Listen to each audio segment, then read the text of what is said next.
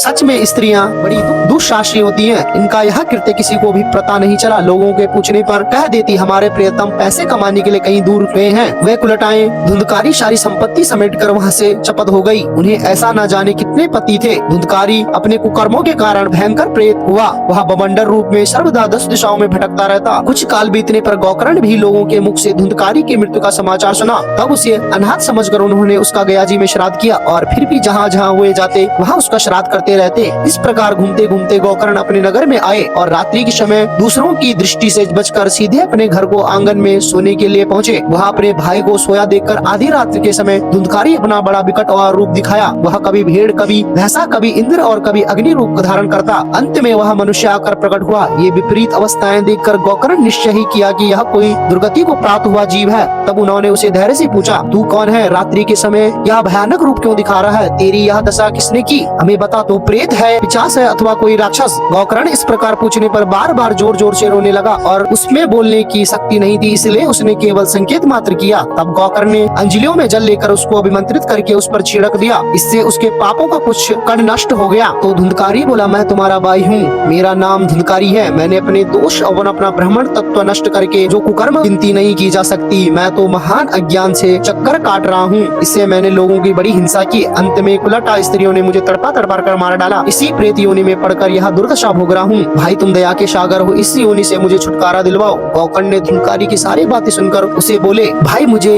इस बात का आश्चर्य हो रहा है कि मैंने तुम्हारा विधि पूर्वक गया जी में पिंडदान किया, फिर भी तुम प्रेत योनि में से मुक्त नहीं हुए। यदि गया श्राद्ध भी तुम्हारी मुक्ति नहीं होती तो इसका कोई उपाय नहीं है। तो गौकर्ण ने कहा, तुम ही मुझे कोई उपाय बताओ।